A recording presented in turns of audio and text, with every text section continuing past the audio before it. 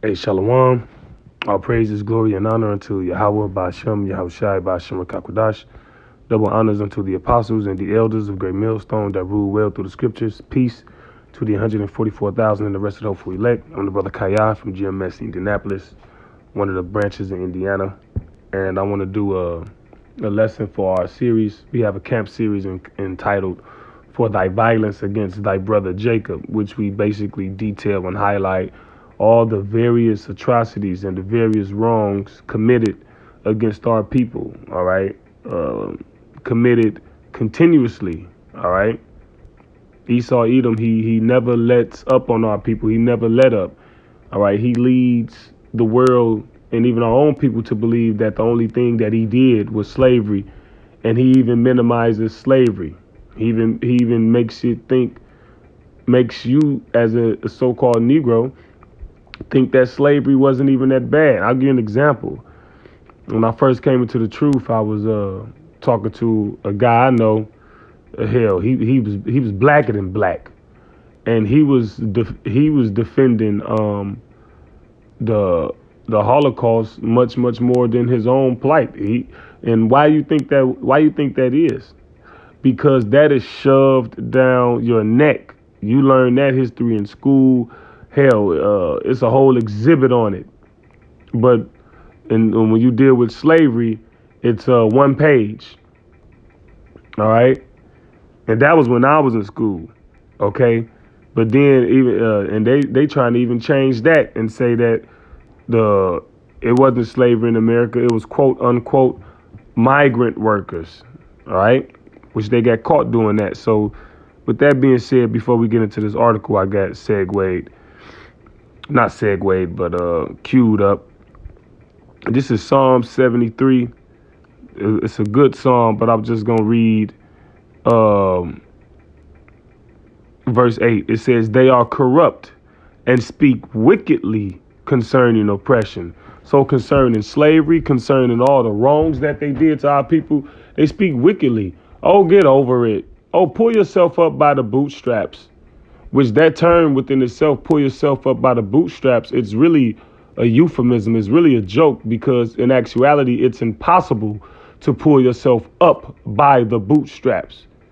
If you crouch down and reach down and grab either bootstraps and try to lift and pull yourself up, you will fall down. And that's what this system is in America. Okay, you trying to pull yourself up by the bootstraps and your ass just keep falling further and further and further. How do the saying go? You take 2 steps forward to take 3 steps back. So real quick, I'm gonna jump to Isaiah 42 and 22. It says, but this is a people robbed and spoiled. And the article I'm gonna get into is deal with how the American government stole $600 billion from so-called blacks through the tax system, through disproportionate and unfair taxing. All right. And anytime they put these numbers on things concerning us and how much they owe us and how much they stole, always bear in mind that that's a conservative number. The actual number is we'll know in the kingdom. All right. But in all actuality, just looking at it, it's so much stuff that we knowledge and access that we don't know. I mean, it's so much knowledge and information we don't have access to. So this is just what we got access to, you know. It's just what people know. Isaiah 42 and 32. But this is the people robbed and spoiled. They are all of them snared in holes. It's all a trap. And they are hid in prison houses. They are for prey, and none delivereth. For a spoil, and none saith restore. All right. When anything happened to all these other nations, they got people defending them. All right. They got people coming to their aid. The Palestinians, we was teaching a couple weeks ago, and the Palestinians was marching. And who you see with them? You see the nigger woman marching with them. You see various different other ethnicities marching with them.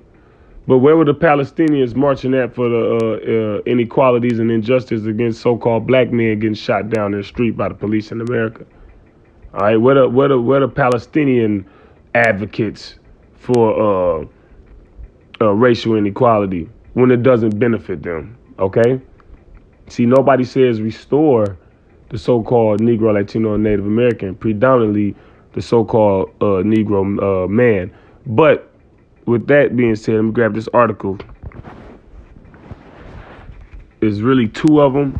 I'll read the one, and if I'm able to put the other one in the description box. Sometimes YouTube don't let me for different little reasons, I guess infractions on my part. But it says new book, this one here. New book chronicles how U.S. robbed so-called black Americans of $600 billion in taxes since slavery. All right. It says a deeply telling new book sheds light on the systemic injustice that has plagued black Americans for generations. Right. Systemic mean that the racial inequality is built into the system. All right. So just because ain't nobody calling you boy, just because ain't nobody calling you nigger. All right. Just because, which that still happens, but just because it's not as predominant as it once was. All right. It's just more covert. It's woven within the system. OK. Authored by Andrew W. Hall, a professor of history and African American studies at the University of Virginia. The Black Tax, 150 Years of Theft, Exploitation, and Dispossession in America, unveils the insidious ways in which U.S. bureaucracies perpetuated the racial wealth gap through discriminatory tax policies. And that's just one. A lot of times they straight up strong arm you.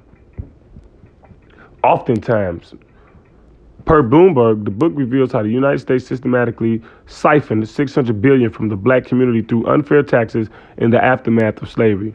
Carl writes, this history sheds new light on the forces generating economic inequality in America and the racial character of those inequalities.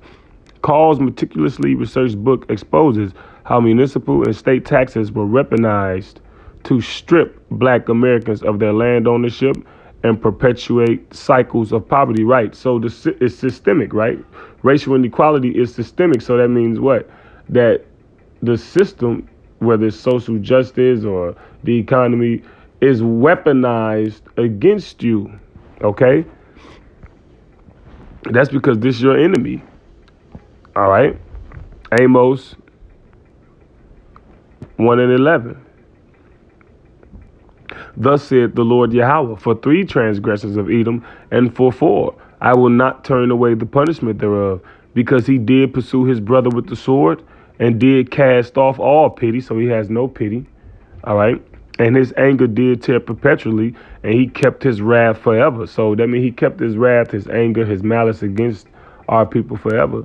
So when slavery ended, quote unquote, that don't mean that his hate left. So he constantly finds ways to entrap, ensnare, and hold you down. All right. What is that? Let me grab it in the. I want to say it's 60. I want to say it's Psalm 64, but we'll see. It's Psalm 62. Psalm 62 and 3. How long will you imagine mischief against the man? And that's what they do. They constantly imagine mischief against you to hold you down. All right. Like, because we are created in the image of the Most High. And so we're creative. All right. We are the salt of the earth. All right. We're the best thing smoking, if you will. So he got to keep us subdued. All right. Mentally, physically, spiritually. He has to keep us broken. That's his goal. Ye shall be slain, all of you. As a bowing wall shall ye be, and as a tottering fence. And they're on the precipice of that now. When you look at their world is crumbling around them.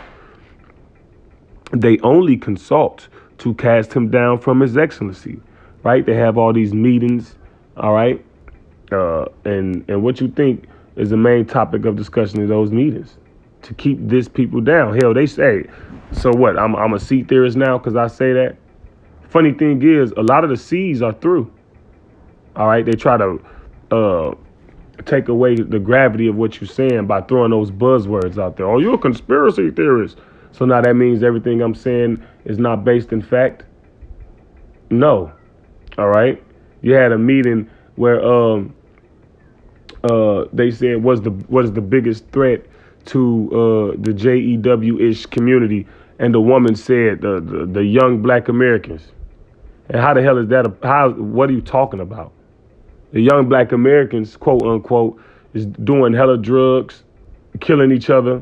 Now, is that all of them? No, but that's a large portion of them. All right. They ADHD. All right. Most of them raised up on a horrible diet that you're responsible for. See, the young black Americans who you see that are degenerate, and that word degenerate means to go away from one's characteristic, customs, and people, because the characteristics of our customs and people are found in this Bible, because we are the Israelites. So everything that we come into access with continually keeps us away from that, right? That's why it says what? They only consult to cast him down from his excellency. That is our excellency. And you keep us away from that, like I said earlier, mentally, physically, spiritually, all right? And you could say mentally, you could say spiritually, as far as the morality goes. Because we was a people that didn't kill each other. We had our differences, and we would fight, and we would shake and shake hands and carry on. That used to be a so-called black thing, quote unquote. And now you, through your finagling, which man, I'm gonna try to condense this lesson and stay on topic, because there's just so much to say about this devil and how he infiltrates to destroy us. But through his finagling, now we killing each other and crazy.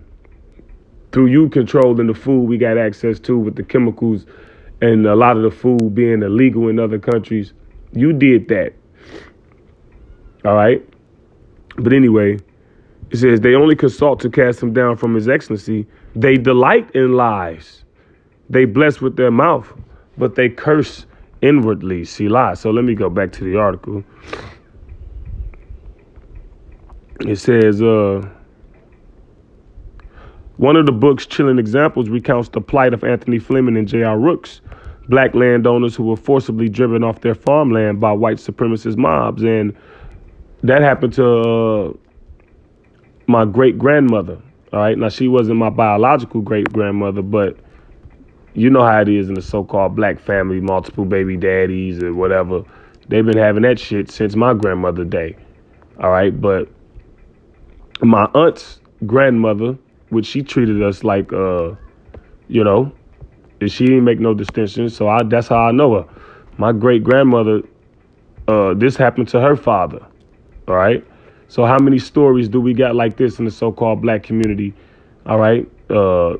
Latino, Native American community. How many stories like this are actually lost? Because as far as this story is concerned, I don't even think that other resident family members know. All right.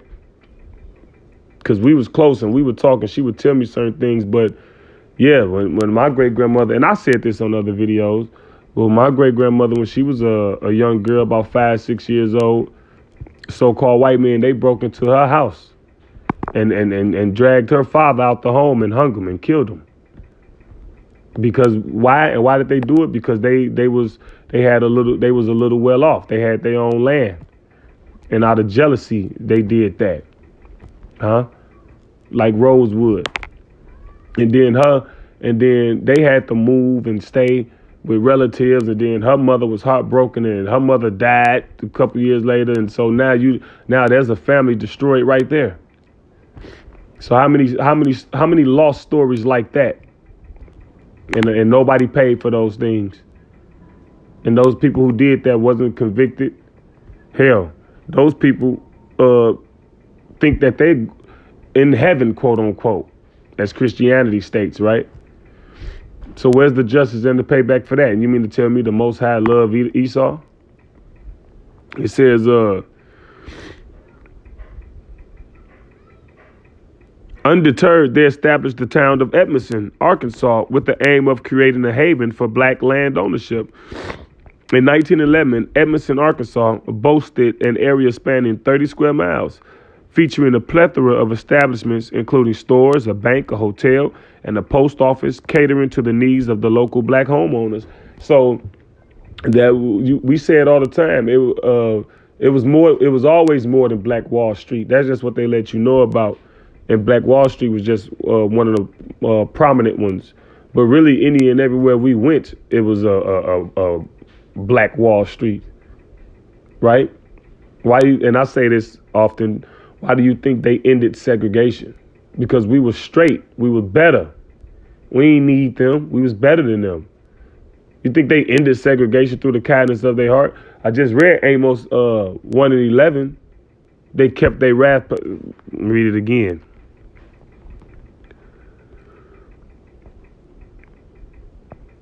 Amos 1:11. Thus saith the Lord, for 3 transgressions of Edom, and for 4 I will not turn away the punishment thereof. Because he did pursue his brother with the sword, he did cast off all pity, and his anger did tear perpetually, and he kept his wrath forever. All right, so he was angry and upset forever. He didn't have a break in conscience and doing the segregation. I'm gonna end segregation and give you equal access. And no, they needed to control your elevation. Wait a minute, we need access to these niggas. We need to monitor these niggas. These niggas over there doing good. Watch that movie Rosewood. All right. Real quick, let me grab something.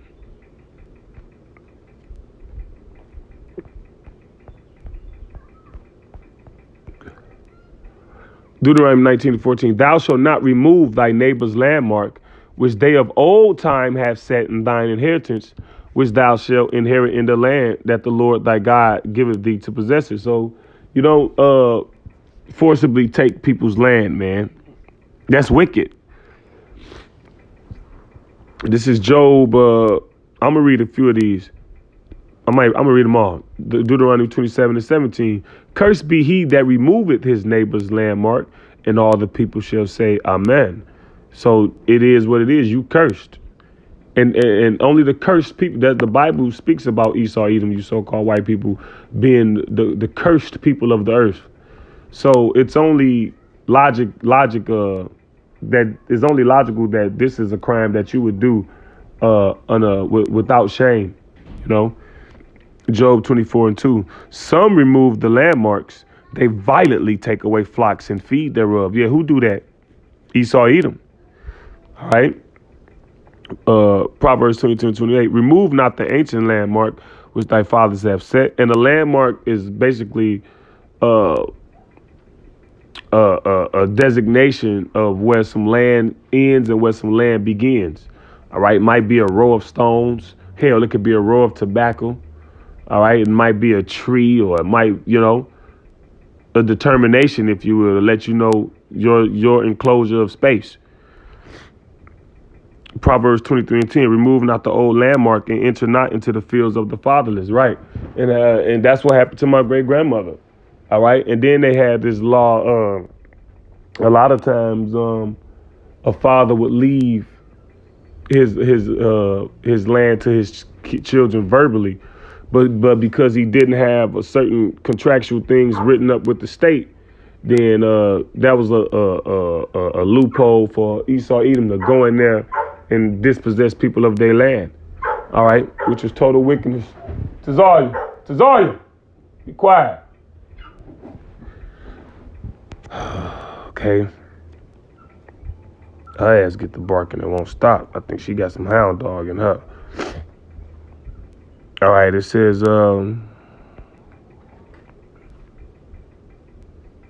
yet their efforts were overpowered when white plantation owners conspired to impose hidden taxes on Edmondson residents, ultimately seizing their land and demolishing their homes.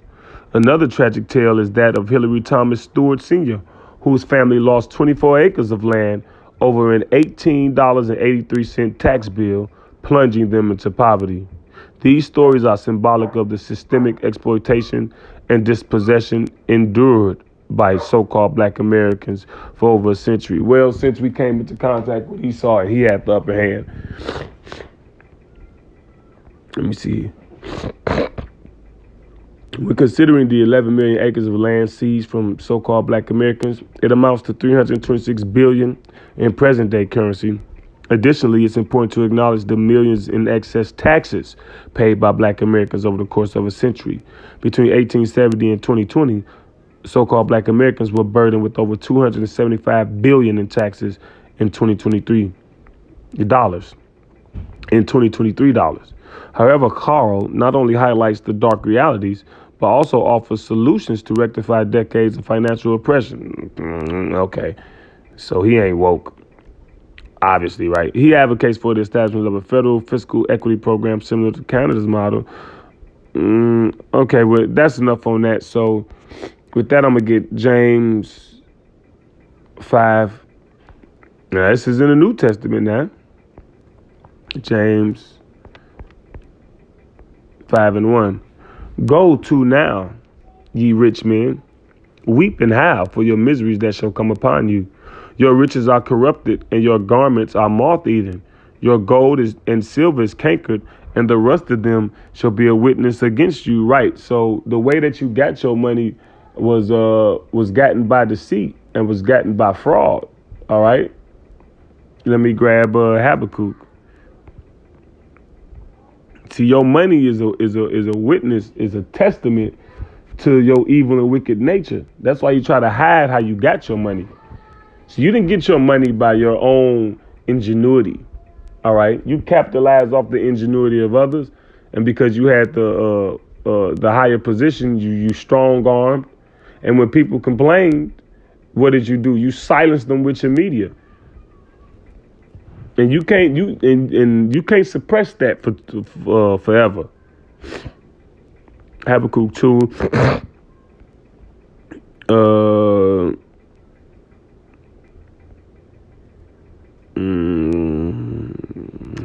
Let me see.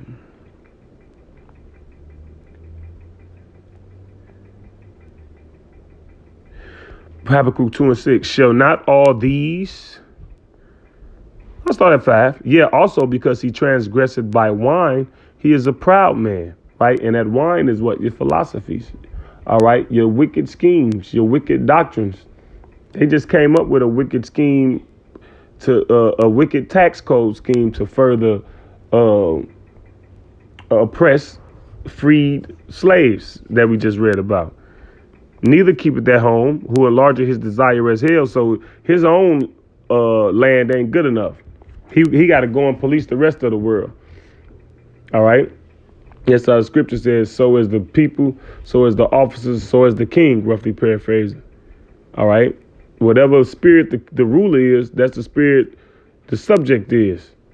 So the spirit of the American government, what? They go and police the world. And they're Esau. They go and police the neighborhood. They be all in their neighbor's business.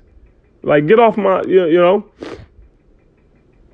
Neither keepeth at home, who enlargeth his desire is hell, right? His desire is as hell, all right? And is as death and cannot be satisfied. Why? Because hell don't got no cap, right? Hell don't got no maximum capacity. Hell as in the grave, all right? There's more than enough space, all right? Like the clown said, down here they all float, all right? It says, but gather unto him all nations and heaping unto him all people. Just the point I wanted. Salakia. Shall not all these take up a parable against him and a taunting proverb against him and say, woe to him that increaseth that which is not his? How long? And to him that ladeth himself with thick clay. So how can you increase something that's not yours? You stole it. You're a thief. All right. Let me see. Verse 12. Woe to him that buildeth the town with blood. Right. How many so-called black towns did you destroy? All right. And then you rebuilt for whatever purpose you have. And establish it a city by iniquity. And America is established. America's a great city, right? Or even these smaller cities. These cities are established by iniquity, man. All right. California, San Francisco, Atlanta. All right. Iniquity is immorality. All right. Verse 16. I'm just jumping around in this chapter. Thou art filled with shame for glory. Right. This place ain't, you didn't get to this place. You didn't get to the place where you're at. All right. Fairly. And it's coming out. So now is all shameful. Drink thou also and let thy foreskin be uncovered. Is an analogy for be exposed. Let your shame be seen. All right. Because you're supposed to be circumcised. You know. So it's being seen. All right. Your shame. The cup of the Lord's right hand shall be turned unto thee, and shameful spewing shall be on thy glory. So the shit you gloat on and brag about and boast in is shameful spewing on it. Because, I was holding it, but I'll get it now. Sirach 10:8. The scripture I quoted earlier was verse 2 right here. Yeah. Because of unrighteous dealings. What we was reading in that article, those are unrighteous dealings. Injuries and riches got by deceit. The kingdom is translated from one people to another. Right. So when the Israelites rule, you're going to be servants. And everything you imagine against the Israelites will righteously happen to you. Ultimately, with you being wiped from the earth. Because that was your plan to do with us. And that's what the Bible say. I think that's in Ezekiel. And I got a mind to get it. All right. What is it? I'll make a few attempts on getting it. Let me see. Maybe it's Ezekiel 25:11.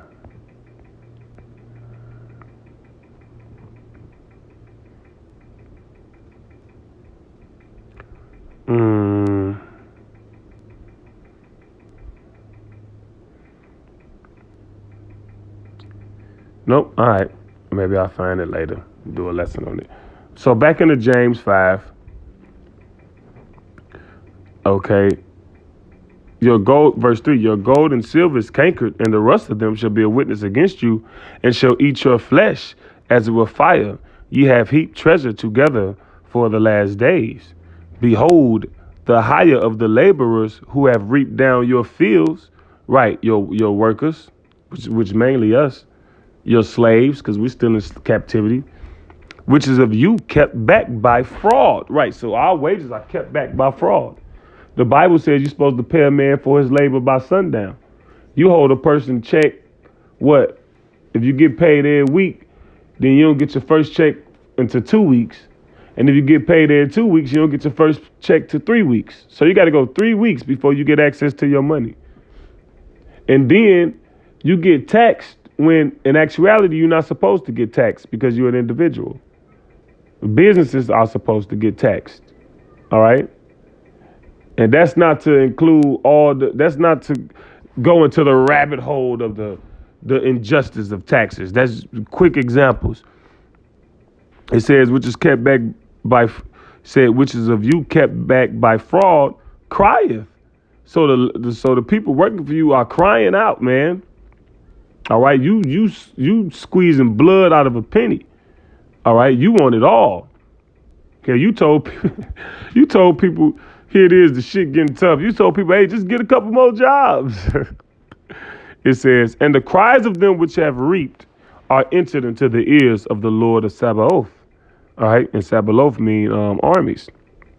All right, so look, man, the cries, we at the point now where, matter of fact, it's just like, what was that? It's just like Egypt. That's why this place is comparable to Egypt. We was in bondage for 400 years in Egypt, and we was crying and groaning in anguish. And the Lord told Moses, look, man, my people crying to me, and I'm hearing them, and now I'm about to answer they cries. I'm about to answer their cries with signs and wonders and judgments and plagues. And that's how the Lord is answering our cries in this place. Because he's drying it up with signs, wonders, judgments, and plagues. Hell, there was a eclipse where it could be seen in several parts of the USA where it was like 2-3 o'clock in the afternoon. All right. In the heat of the day, it was darkness for the space of a few minutes. Right. Hell, the aurora borealis was seen a week and a half ago, which you ain't even supposed. Which, if I'm not mistaken, I could be wrong, but you only supposed to be able to see that in places like Alaska and shit, Canada, Antarctica. You're not supposed to be able to see the aurora borealis and goddamn it, Indianapolis, Indiana, which, you know. Let's see if I grab that scripture. Exodus. Oh, no. Let me see. Exodus 2:23. And it came to pass in process of time that the king of Egypt died, and the children of Israel sighed by reason of the bondage, and they cried, and their cry came up unto God by reason of the bondage, and the Most High heard their groaning, and the Most High remembered his covenant with Abraham, with Isaac, and with Jacob. And the Most High looked upon the children of Israel, and God had respect unto them. All right. I'm going to read it in the NLT. He looked down on the people of Israel and knew it was time to act. And that's where we are at now. All right. And it specified Abraham, Isaac, and Jacob. That's why we asked the Lord to remember the covenant. See, we deal with the covenant, all right? We don't deal with all that new speak you people speak of. God love everybody. Oh, no, you preaching hate and you blah, blah, blah. Nigga, please. Okay? If that was the case, then why you want to ban the Bible? Right? Because what we saying through the Spirit of the Lord, it can't be refuted. Now we got to ban the Bible now. But wait a minute. I thought in America, the Bible was the law of the land. Good Christians. See, it was okay when they used the Bible to enslave us. See, it's a movie called Mississippi Burning. All right. And they quote Genesis 9. They quote Ham. They quote this is quoted in Mississippi Burning.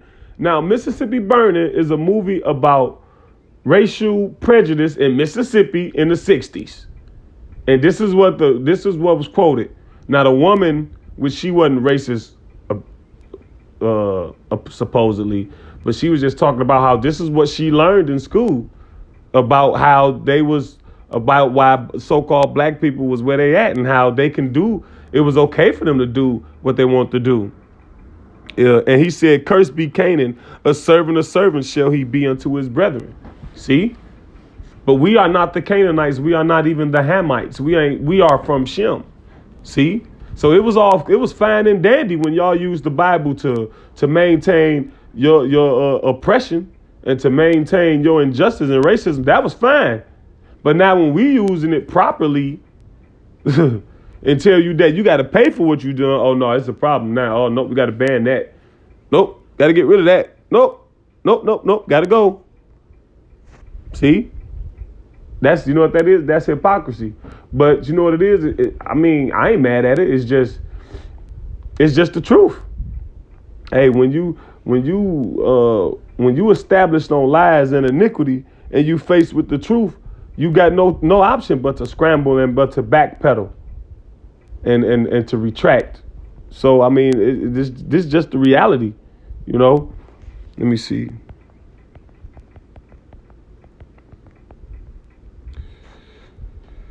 Let me see.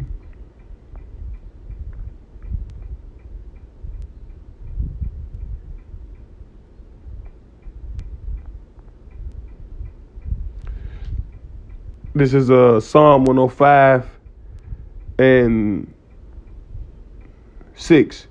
O ye seed of Abraham, his servant, ye children of Jacob, his chosen. He is the Lord our God. His judgments are in all the earth. He hath remembered his covenant forever. The new covenant does not include the other nations.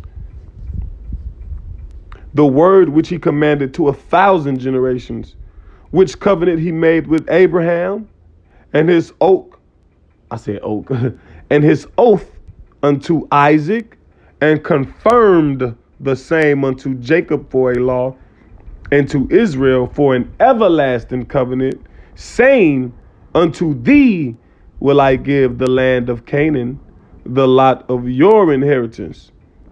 Right? When they were but a few men in number, very few, and strangers in it, when they went from one nation to another, from one kingdom to another people, he suffered no man to do them wrong. He reproved kings for their sakes. Why? Because the Lord has respect unto us. All right? Not meaning like, he's subservient to us, but meaning that there's a distinction between us and the others. Like, I can be just as nice and polite as I want to be, all right, to children in general, but my son has preeminence over all children, okay, as far as I am concerned. And that's how the Most High is. All is his creation, but Israel has preeminence over all. It says, verse 15, saying, touch not mine anointed, and do my prophets no harm. All right. And if you do, then, suffer the consequences. So with that, Lord willing, this was an edifying lesson to the hopeful elect. All praises, glory, and honor unto Yahweh, Ba'ashem, Yahweh Shai, Ba'ashem, Kakodash, Shalom.